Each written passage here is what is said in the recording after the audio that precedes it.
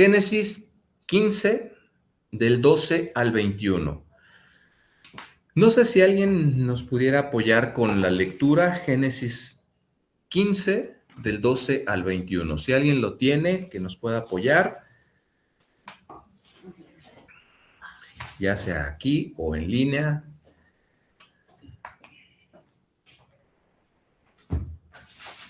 Ay, perdón que esté así con mis manos, pero es que sí se me enfriaron hace ratito.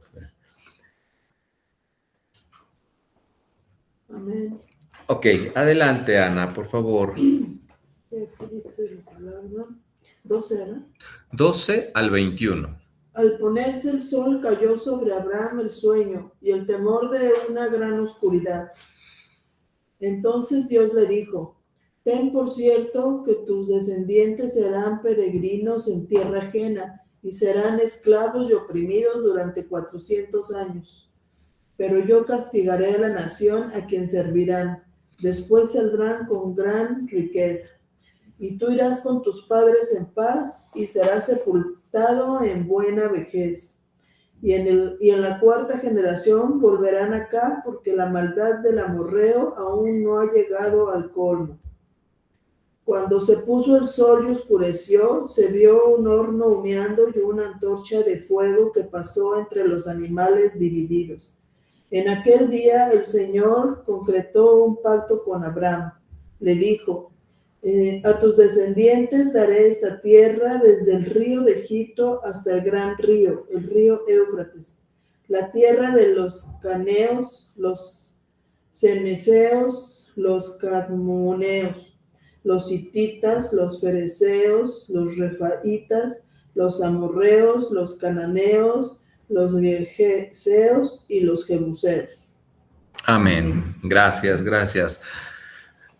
Bueno, pues vamos a ver, no sé si recuerden la clase, bueno, la sesión última donde vimos Bereshit o Génesis 15 del 1 al 11. Habíamos visto precisamente, vimos lo de las aves de rapiña, vimos lo de los animales que fueron partidos, que fueron sacrificados y qué significado tenía. Sin embargo, pues bueno, vamos a seguir avanzando y yendo más profundo para entender pues mucho mejor todo lo que las escrituras nos quieren decir.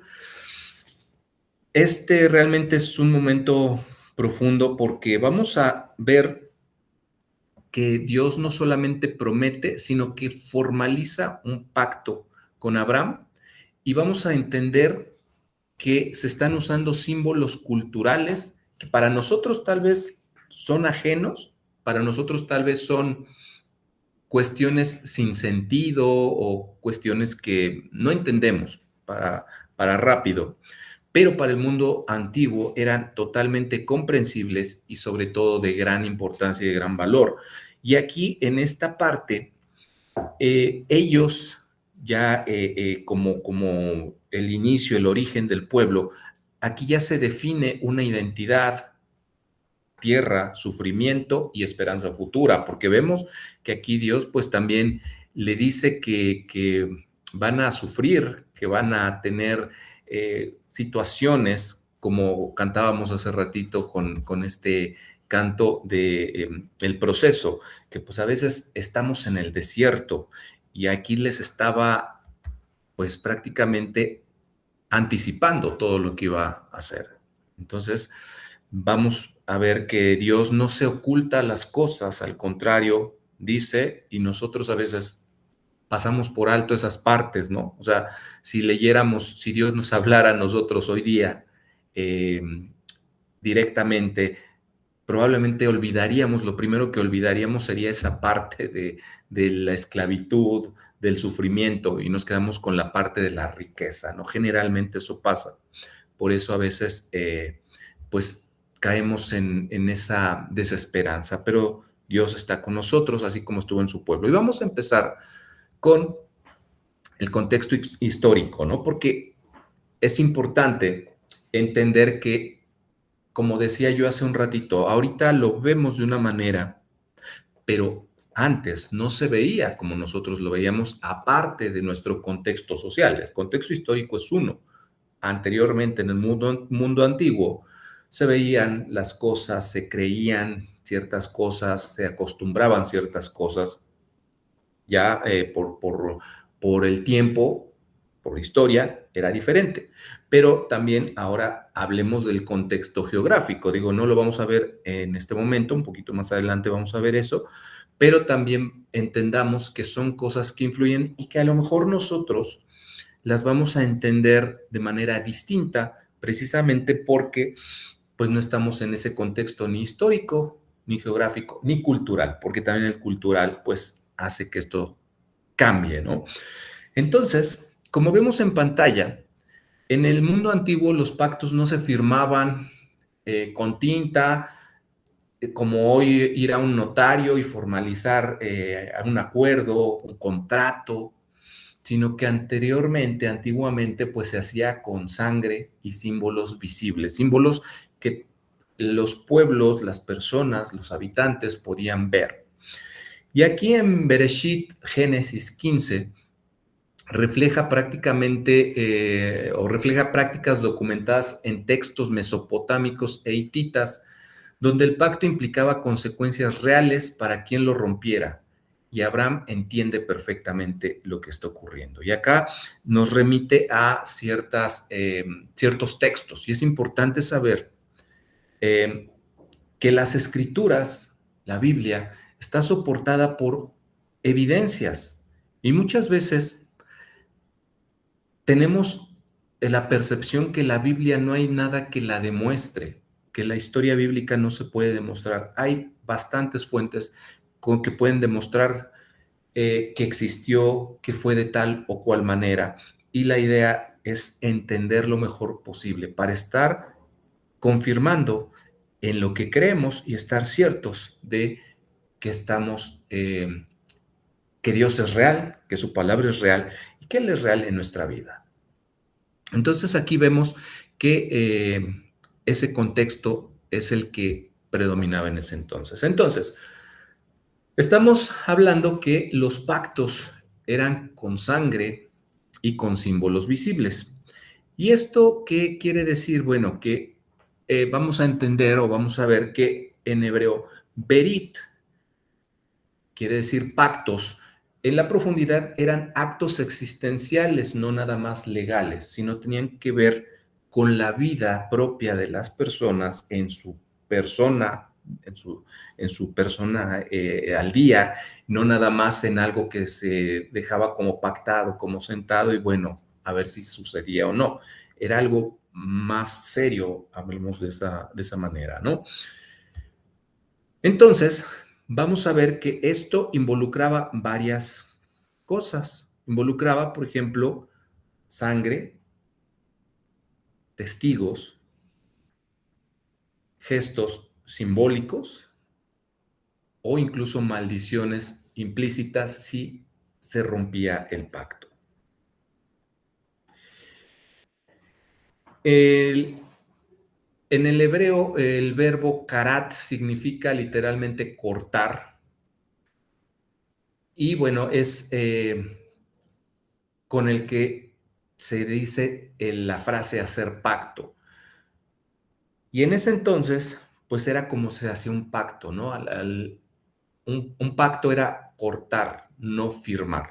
Y lo vemos en las escrituras y lo vemos también en otros lugares, y ya hablaremos un poquito más adelante de eso, que refuerzan todo esto que estamos viendo ahorita, ¿no? Por ejemplo, preparando este material, por ejemplo, algunos textos hititas de los siglos XV a XIII, de antes de la era común, por ejemplo, en los tratados de vasallaje se incluían rituales donde animales eran sacrificados como advertencia visual. Y eso no está en la Biblia, o bueno, esto está fuera de la Biblia en el sentido de que es una fuente adicional a la Biblia que corrobora esto que estamos viendo, ¿no? Y hay otros textos mesopotámicos y me llamó la atención, yo no los conocía, pero haciendo la investigación encontré textos mesopotámicos de Mari y Asiria. Y hay los textos mesopotámicos que son las cartas de Mari y Asiria, son fuentes primarias que están principalmente escritas en cuneiforme, es decir, en grabado, ¿sí? Sobre tablillas de arcilla que han sido encontradas y ofrecen una visión detallada de la vista política, económica, religiosa de la antigua Mesopotamia. Estamos hablando de entre el 2000 al 600 antes de la era común, antes de Cristo, antes de Yeshua. Entonces, estamos viendo que está datado y está aceptado por la arqueología estos escritos que corroboran esto que vemos en las escrituras. Y aquí a lo mejor encontré esto, que mientras Mari, la ciudad perdida, destaca su archivo en sus escritos la parte diplomática y cotidiana, es decir, el día a día, y en los textos asirios más bien se caracterizan por crónicas imperiales y textos astrológicos, es decir, estamos viendo que ahí pues hay evidencia y estamos sacando lo que nos ayuda a fundamentar esto, ¿no? Y bueno, ahí vemos un pedazo de unos documentos, bueno, de estas cartas, ¿sí? Obviamente grabados. Encontré otras, puse esta que era la que se veía un poquito más clara, pero son piedras grabados en piedra en las cuales se encuentra esta información. Y bueno, vamos a ver que también el enfoque arqueológico, había un ritual del pacto partido. Eso era un lenguaje legal antiguo, es decir, anteriormente, como lo hemos visto, pues era algo que para nosotros hoy día es impensable, o sea, que eso funcione de esa manera. Para nosotros, algo legal, pues es ir con un notario, hacer un contrato, que firmen los testigos y, como decía una frase hace tiempo, papelito habla, ¿no? Para nosotros eso sería, pero para el lenguaje antiguo no. Entonces, la arqueología nos está confirmando que partir animales y caminar entre ellos era una forma legal de decir que me suceda lo mismo si rompo este pacto. Y aquí me parece interesante porque el caminar entre los animales era algo, pues, como romper, como agarrar un contrato y romperlo. Entonces, aquí vemos que lo sorprendente, lo interesante es que Abraham no camina entre los animales, solo Dios lo hace. Y eso que muestra que el pacto depende totalmente de él. Y nosotros lo hemos comentado en algunas ocasiones, a veces oramos y pedimos, y yo sé, es parte de nuestra naturaleza y que debemos hacerlo, pero a veces pensamos que si le hacemos, decíamos hace unos días platicando con Mari, si le hacemos manita de puerco a Dios, Él nos va a cumplir algo, y no funciona así. Realmente todo depende de Dios. Como decíamos al inicio, Dios sabe todo lo que va a acontecer con cada uno de nosotros.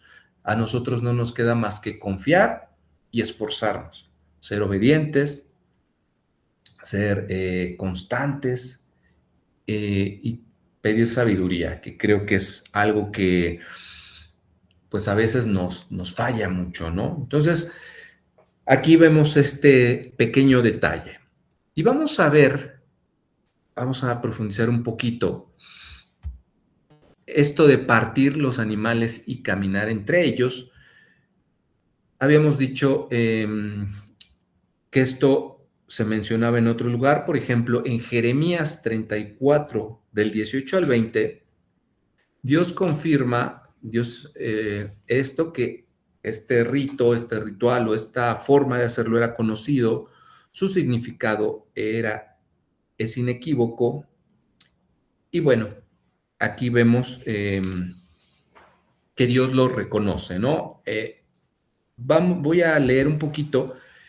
Jeremías 18, 34, 18 dice, del 18 al 20, y entregaré a los hombres que traspasaron mi pacto, que no han llevado a efecto las palabras del pacto que celebraron en mi presencia, dividiendo en dos partes el becerro y pasando en medio de ellas.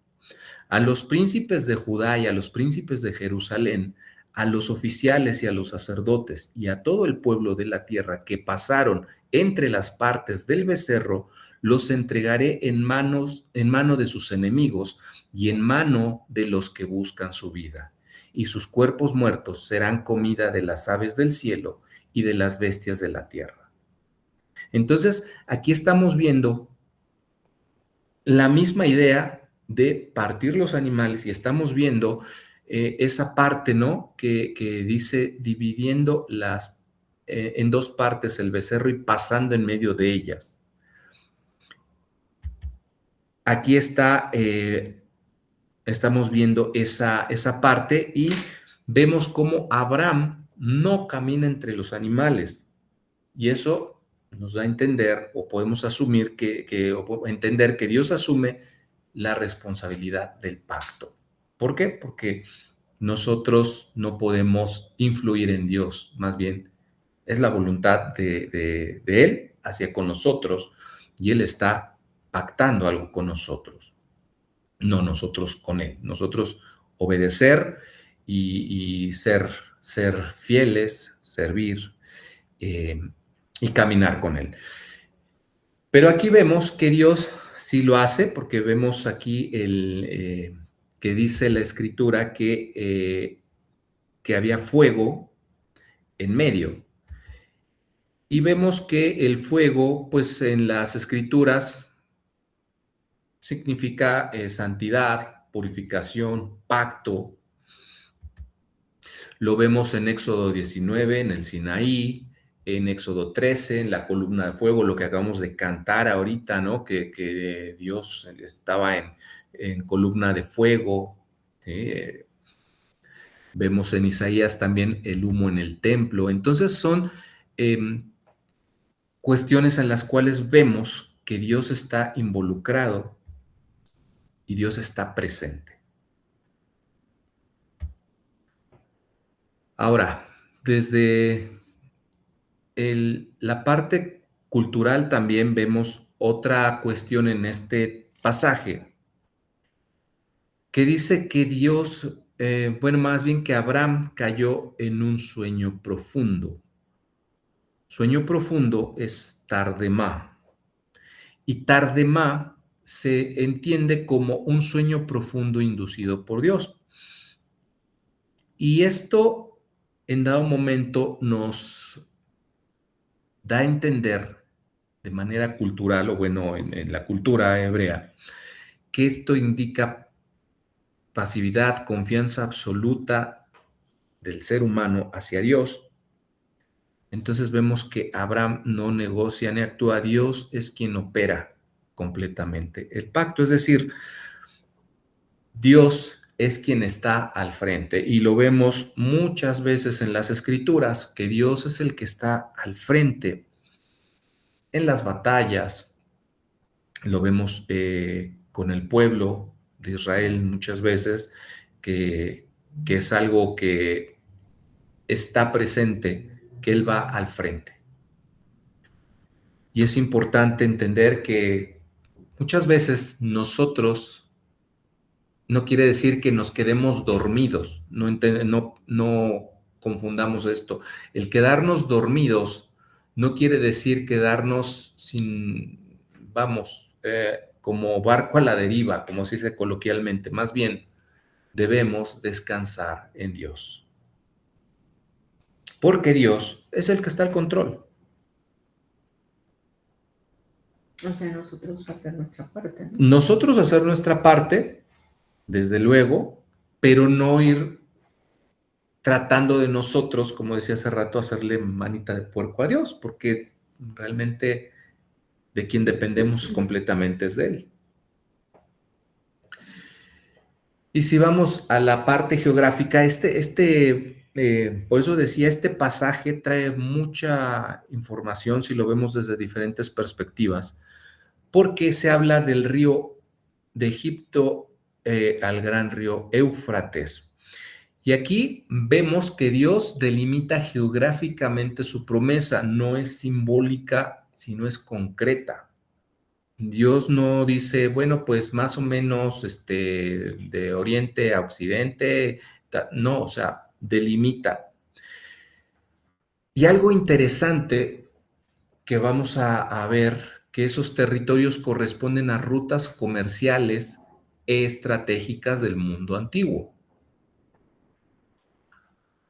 Y nosotros cuando tuvimos la bendición de poder ir a Israel, pues era algo que nos comentaba el guía, precisamente el valor que tienen algunos lugares porque tienen agua, se puede hacer agricultura, y bueno, uno de estos valores importantes es precisamente la conexión con otros pueblos y sobre todo cuando son rutas comerciales.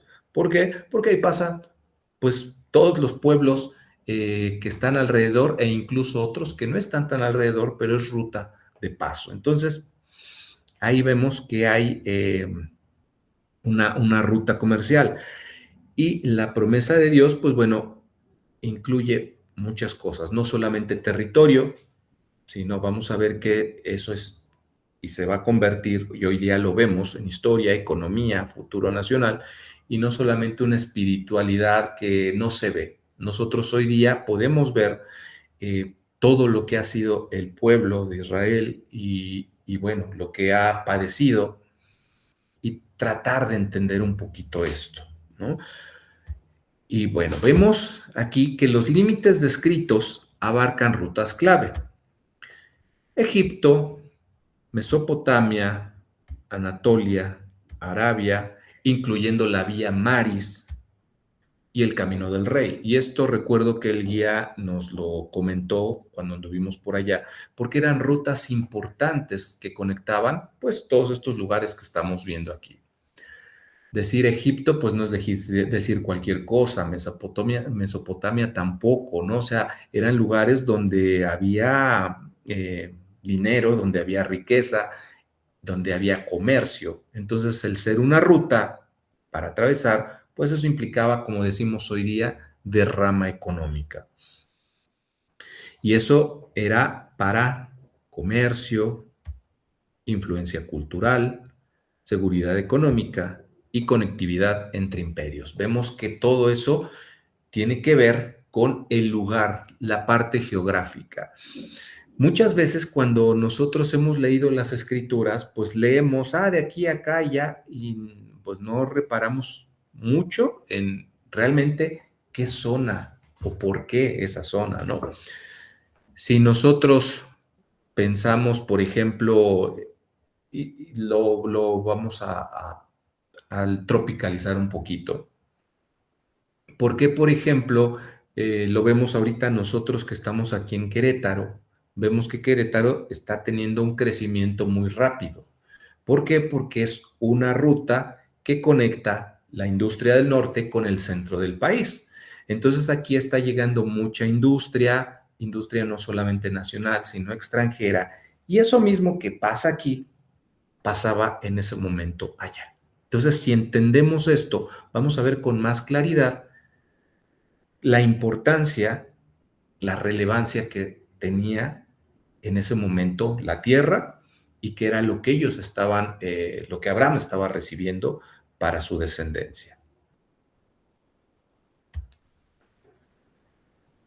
Y bueno, en el enfoque arqueológico vemos que se mencionan varios pueblos como kenitas, amorreos, cananeos, etcétera, y todos estos están documentados, es decir, no se están inventando, como dice el último punto, no se inventan pueblos, no se inventan enemigos,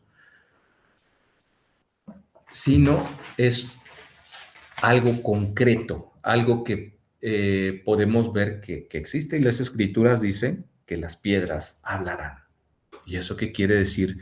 Que los vestigios van a hablar de lo que existió y van a poner en manifiesto que la palabra, la escritura es real y que podemos y debemos confiar en lo que está escrito ahí.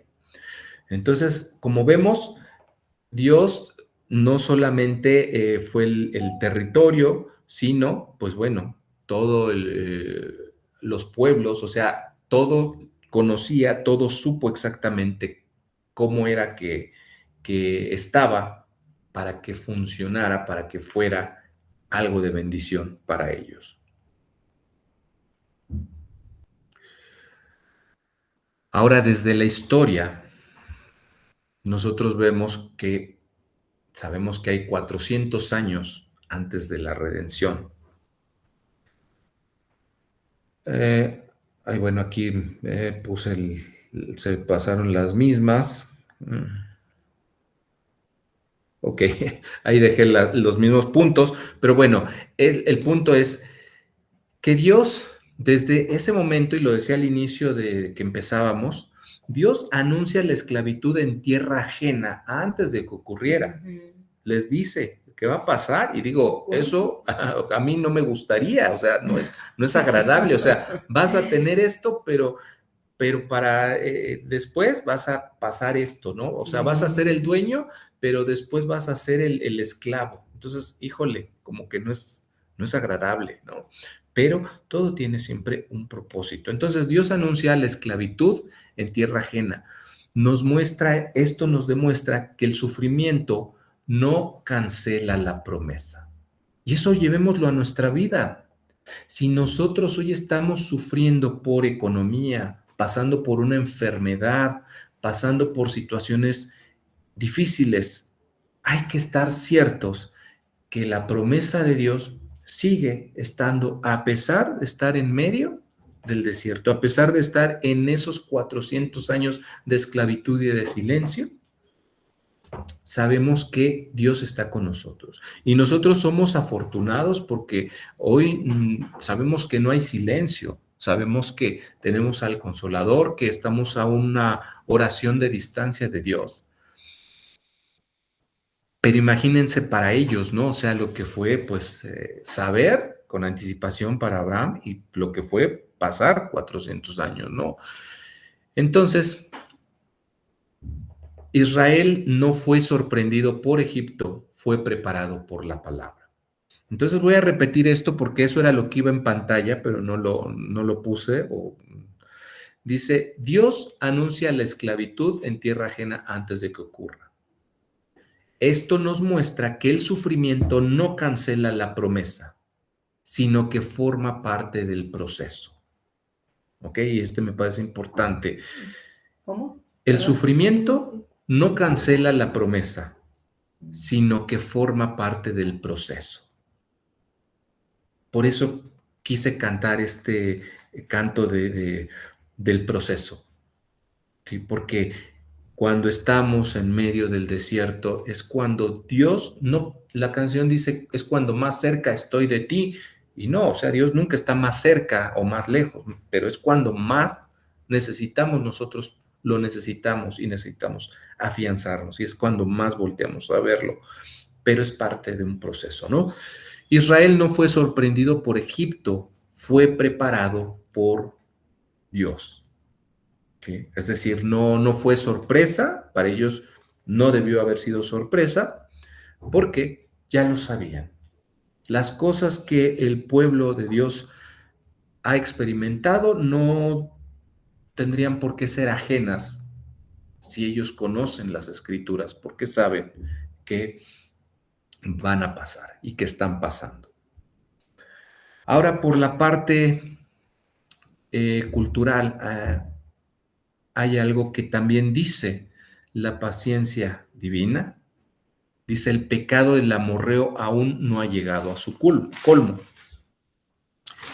Entonces, si lo vemos desde el enfoque cultural, esta frase muestra que Dios gobierna también los tiempos de las naciones, es decir, Dios no es solamente el Dios de Israel, el Dios de Abraham, es Dios de todos, de su creación. Incluso de los enemigos. Así es, incluso de los enemigos, aunque ellos digan que Dios no existe, que no va a pasar, o sea, nosotros sabemos que el creador de los cielos y la tierra tiene un propósito, tiene un plan. Y aquí no es de que yo no creo y como yo no creo no me va a pasar, no. Entonces, vemos que Él gobierna los tiempos de las naciones. La conquista no es caprichosa, es consecuencia de procesos morales e históricos. Dios es justo incluso con los pueblos no elegidos. Y bueno, nosotros sabemos que la justicia de Dios va más allá de lo que podemos entender. A veces nosotros quisiéramos que quien nos hizo daño, que Dios lo castigara, que le fuera mal, ¿no? Para que sufra y sienta lo que sentimos nosotros. Pero no, o sea, Dios es justo, aún para con los enemigos, como decían hace un ratito por aquí. ¿Sí? Entonces, Dios es justo. Y bueno, este también lo puse porque también tanto en el enfoque cultural como en la parte arqueológica, no se inventan enemigos para justificar las conquistas, sino es un mundo concreto. Es decir, todo está documentado, no solo en las escrituras, sino en textos, en arqueología.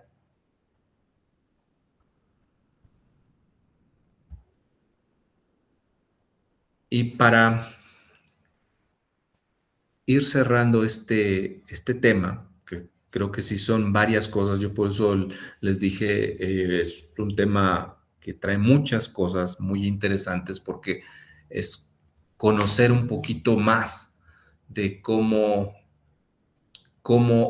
obra Dios y cómo visto desde la perspectiva cultural, geográfica, histórica del pueblo, podemos entender un poquito más el carácter de Dios y el carácter de las escrituras. Como creyentes, nosotros debemos recordar varias cosas. Lo que decía hace un momento, la promesa de Dios no depende de nuestra fuerza. Lo que Dios tiene preparado para ti, para mí, para cada uno de nosotros, no depende de nosotros, depende únicamente de Él, de su gracia. Porque por gracia hemos sido salvos.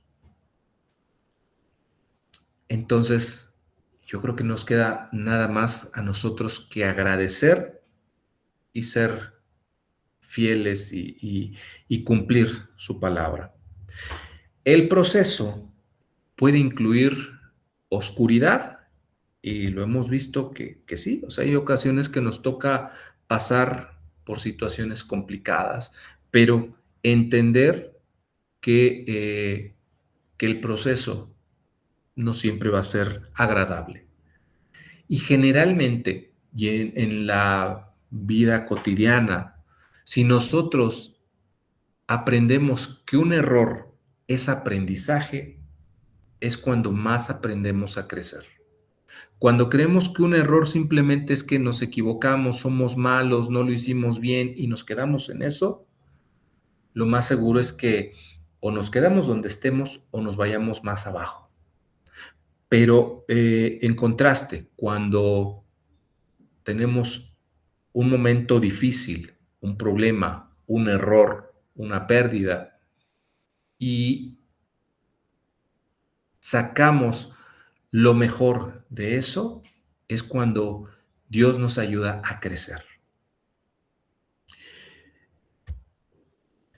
Dios es fiel aun cuando nosotros dormimos, y eso, recordemos, es importante, no dormirnos como dice el dicho coloquial, dormirnos en nuestros laureles, o sea, de que nos dormimos y no hago nada y no me interesan las cosas, no, o sea, aun cuando nosotros dormimos, quiere decir aun cuando nosotros descansamos Cuando nosotros descansemos, descansemos en Él, confiando en que Él es fiel a su palabra, de que Él es fiel a lo que nos ha dicho, Él nos cuida y Él tiene un propósito para tu vida, un propósito para la mía, un propósito para la vida de cada uno de nosotros.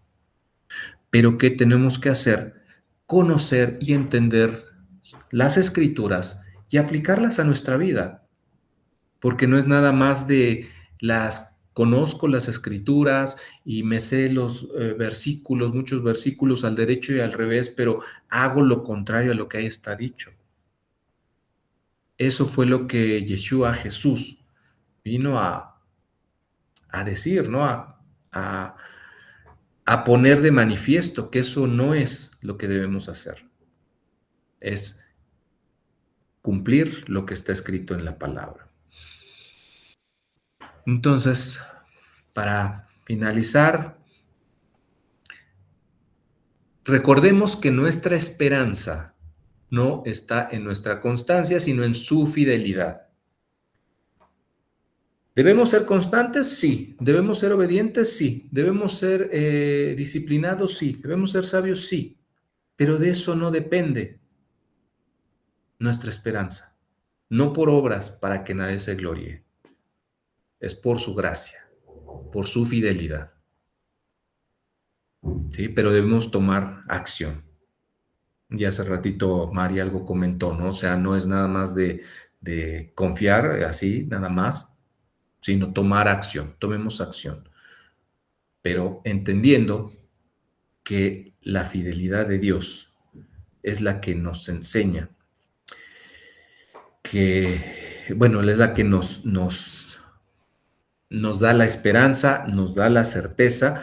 Y para cerrar este pasaje, nos enseña que Dios obra aún cuando no entendemos las cosas que nos pasan, porque toda la historia, y me refiero toda la historia desde la creación, Abraham, los años de esclavitud, cuando Yeshua, Jesús, estuvo en la tierra, y todo lo que hemos pasado, hasta tu vida, la historia tuya personal y la mía, todo está bajo su control y que su pacto sigue vigente. Y recuerden, es un pacto en el cual Él es del que depende todo. Nosotros, ¿qué nos queda? Descansar en Él, confiar en Él y ser obedientes, tal como lo hizo Abraham. Creo que de él podemos aprender muchas cosas que aún sin ver físicamente el lugar hacia donde iba, aún sabiendo que iban a tener cautividad, aún sabiendo muchas cosas, fue obediente.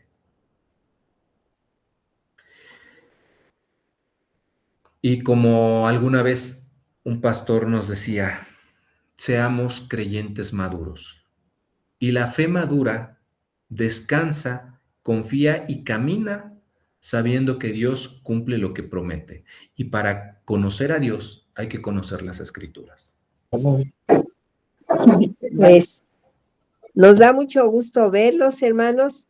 De nuevo, saludos a todos. Y quisiéramos decirles una cosa, que a ver si más después nos dan permiso de poder dar un testimonio muy grande que el Señor hizo en nuestra vida. Amén. La vida de mi hija. Y pues no sé si nos dejen compartirlo brevemente. Claro que sí, nos va a dar muchísimo gusto. Adelante. Pues, ¿lo dices tú? Hermanos, a mi hija le detectaron apenas hace como 10 días una enfermedad no conocida a nivel del corazón que se llama disautonomía cardiovascular. Batallamos 8 años para poder encontrar el diagnóstico de mi hija y no lo encontrábamos. Nuestro desierto fue muy, muy difícil y muy pesado. Pasado ese tiempo, mi hija me dijo, ya no, mamá, ya no quiero seguir, ya me cansé. Hermanos, noches sin dormir, de pararnos 2, 3 de la mañana y vete al hospital. Así estuvimos, hasta que por la misericordia de Dios, a través de un neumólogo, pero puesto por Dios, él nos dijo el diagnóstico de mi hija y nos dijo, señora, lleven a urgencias a su hija a cardiología, porque si no se va a morir. Hermanos, nos fuimos confiando en el Señor y hoy, para la gloria y honra de Dios, mi hija, no sé, no tengo palabras para agradecerle a Dios, cayó en las manos de un cardiólogo, del mejor cardiólogo de México, y es Amén. reconocido a nivel mundial. Se apellida el doctor Hermosillo. Él también conoce del Señor. Y yo estoy que no lo creo, hermanos. Él está atendiendo a mi hija. Él tomó el caso y otros cardiólogos querían tomar el caso de mi hija. Y él dijo, no, yo lo tomo. Yo me voy a hacer cargo de ese caso. Tiene 90 años el doctor, hermanos. Y está estudiando en un edificio de cardiología que se llama, ¿cómo? Anexo de investigación. Y dice que le falta muy poco para descubrir la cura para esa enfermedad. Amén. Qué Así que bendición. la honra y la gloria se la damos a mi Señor. Amén. Y todo el tiempo que Dios nos dé de vida, se lo queremos dedicar a Él, consagrar a Él, porque sabemos que Él es fiel y justo. Y este testimonio lo llevaremos, lo compartiremos con personas que se encuentren desahuciadas, con personas que estén como nosotros, que vivimos una situación muy tremenda. Queremos decirles que hay una luz de esperanza en medio de toda oscuridad y que esa luz es Yeshua HaMashiach. Amén, amén. Gloria a Dios. Gloria a Él, gloria a Él. Qué hermoso testimonio. No saben cuánta alegría me da, porque bueno, Amén. nosotros hemos tenido la oportunidad de convivir a lo mejor un poquito con ustedes, conocerles y bueno, pues sí nos habían compartido un poquito de algunas situaciones, pero esto que nos comentan, la verdad, no nos deja ninguna duda de Amén. que viene de parte de Dios. Y nosotros lo hemos Amén. dicho, y Dios es el que abre puertas y nadie puede cerrar, y cierra puertas que nadie puede abrir. Y ahorita creo que abrió una puerta que estaban tocando, pero solamente Él sabe por Amén. qué hasta este momento. Tal vez estábamos, como lo comentaban hace ratito, pues un desierto, y a veces necesitamos. Solamente Él sabe por qué necesitamos estar en esos desiertos, pero la gloria para Él. ¿Nos permite hacer una oración? Sí. Amén, hermanos. Amén. Dios bendito, Dios de Abraham, de Isaac y de Jacob. Gracias, Señor, por la alegría tan enorme de saber que tú estás con tus hijos, Señor, que tu bendición está siempre presente y aunque nosotros pasemos por valle de sombra y de muerte, tú estás con nosotros. Gracias, Señor, te doy por mis hermanas, Señor, por Marisela, por Lilian, Señor, gracias por haber puesto los medios, Señor.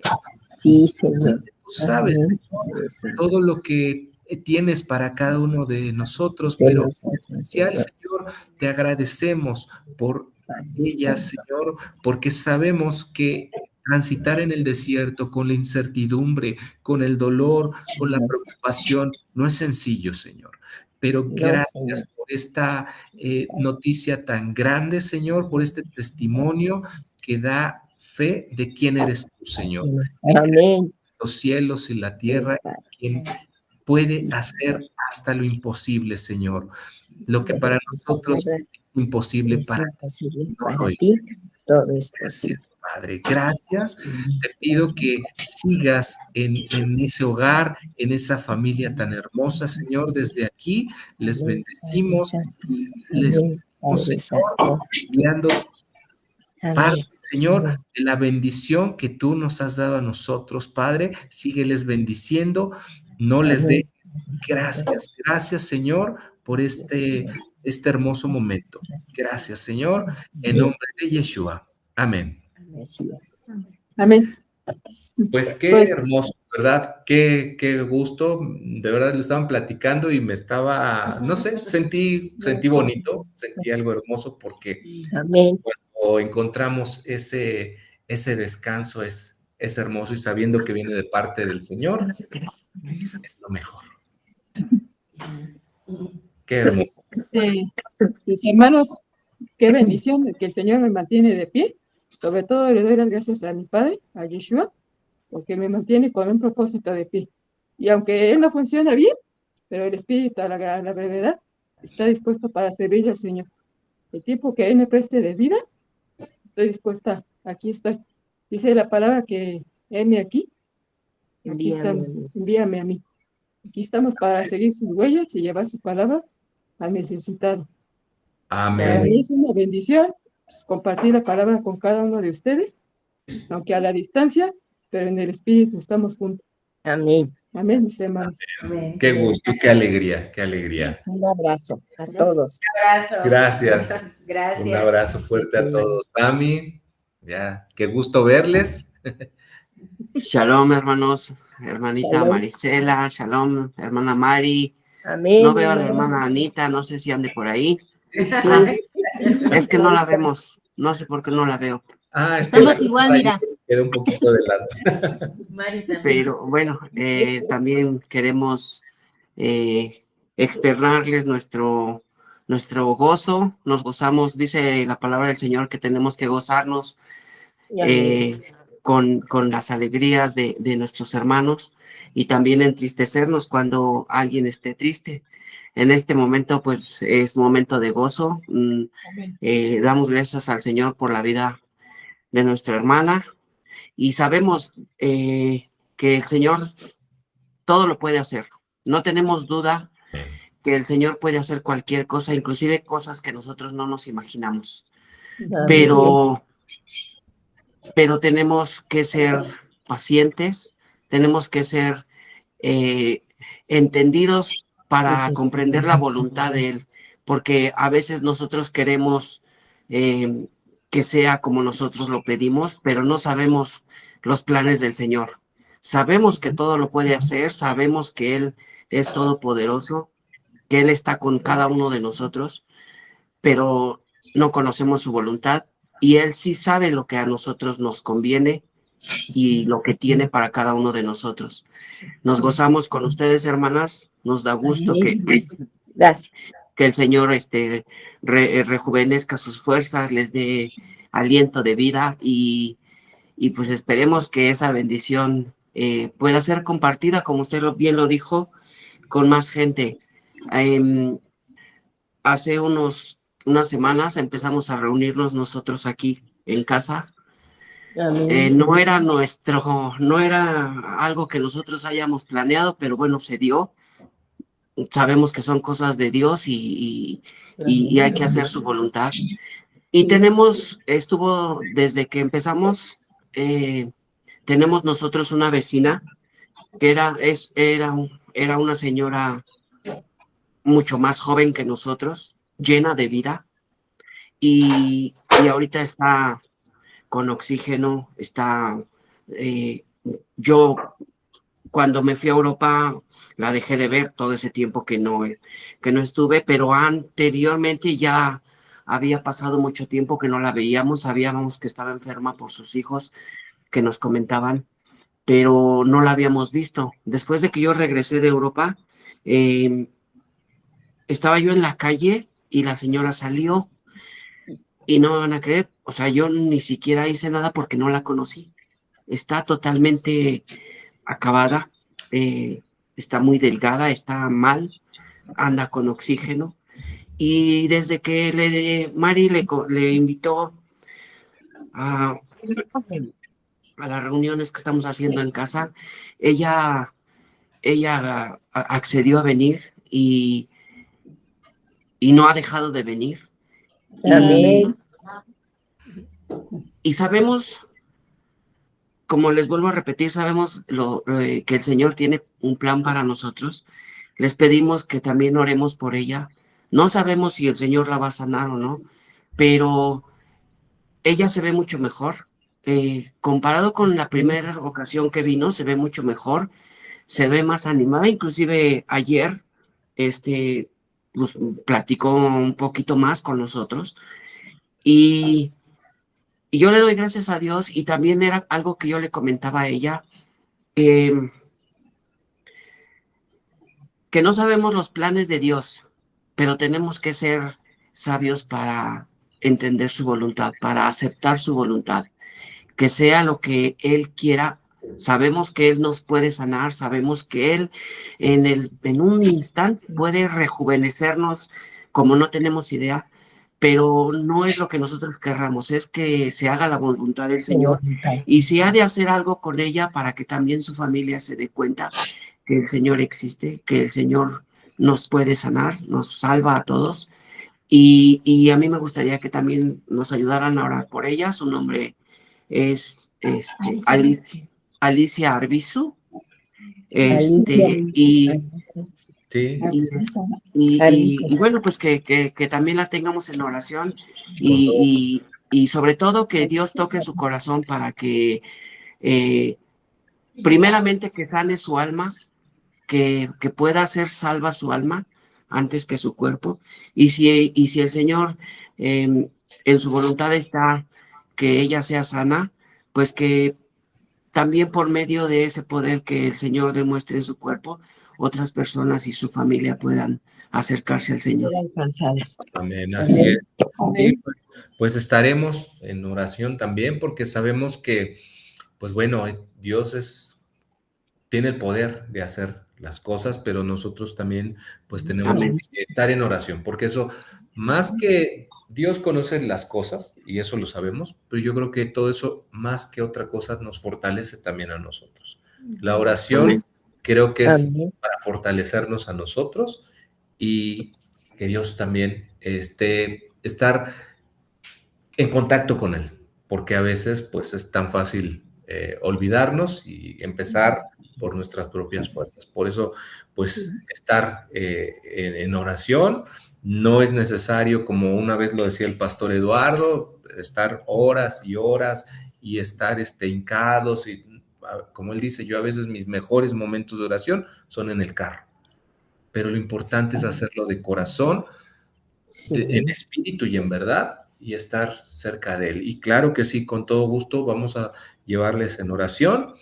Y pues bueno, creo que para eso estamos, para apoyarnos en lo que podamos, y sabemos que la oración pues es lo primero que podemos hacer nosotros. Amén. Amén. Sí, amén. Amén, hermanos.